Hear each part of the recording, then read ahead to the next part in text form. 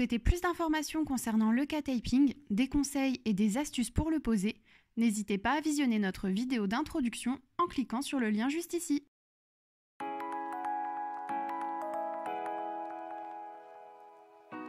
Nous allons vous montrer une application de K-Taping à visée de correction faciale sur le Fascia Lata. Dans le cas d'une application de correction des fascias, le but est de modifier la tension des tissus et permettre leur frottement. On cherche ici une amélioration des capacités de mouvement et de glissement des fascias par rapport aux tissus afin de libérer les adhérences et diminuer la douleur. Le sens d'application est différent des techniques vues précédemment. En effet, les bandes seront posées perpendiculairement à la zone à traiter et non pas longitudinalement, le but de ce montage étant de tracter les tissus.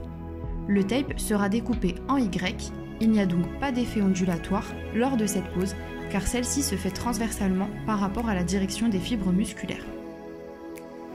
Nous allons tout d'abord repérer le ou les points douloureux au sein du fascia lata. On préparera autant de bandes de tape qu'il y a de points douloureux car la pose de la base se fait environ 2 cm en avant de chaque point douloureux et la pose des brins vient encercler le point douloureux.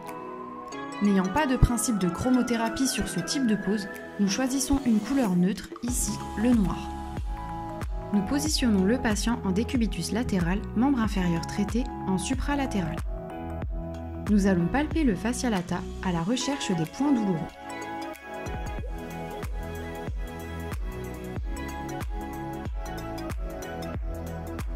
Lorsque nous avons trouvé le point douloureux, nous allons préparer la bande de tape ou les bandes de tape s'il y a plusieurs points douloureux. On découpe donc une bande de tape d'environ 8 cm de longueur.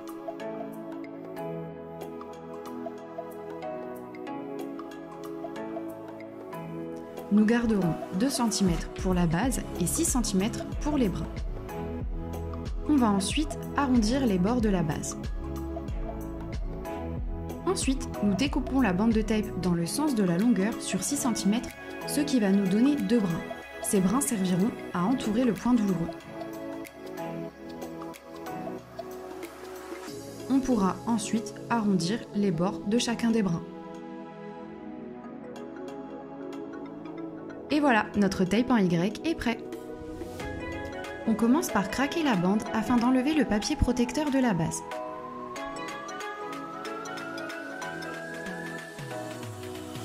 Nous pouvons aussi craquer les bases terminales, mais tout en laissant le papier protecteur intact.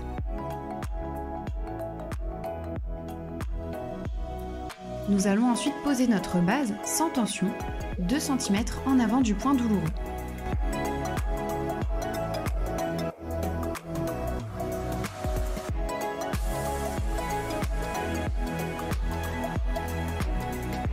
Nous allons ensuite mettre la hanche supralatérale du patient en légère adduction, toujours en décubitus latéral. Pour ce faire, nous plions la jambe infralatérale. Ensuite, nous saisissons les 2 brins. Il faut que le point douloureux soit au centre des brins. On enlève ensuite le papier protecteur des brins, toujours en conservant la partie distale protégée par le papier sur environ 1 cm, qui servira de base terminale. Nous sommes donc en direction de la correction perpendiculairement à la direction des fibres musculaires.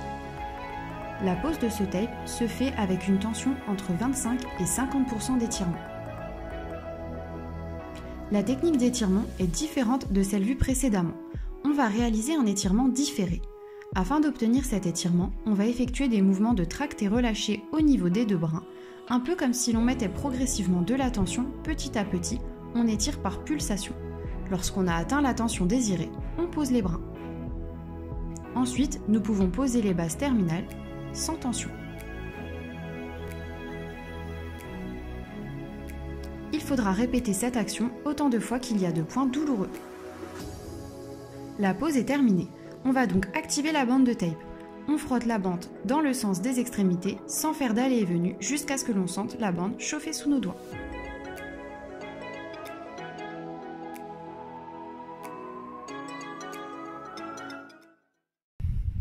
Ça y est, c'est terminé. N'oubliez pas de préciser à votre patient qu'en cas de démangeaison, de gêne ou de douleur initiée par le tape, il faut le retirer immédiatement.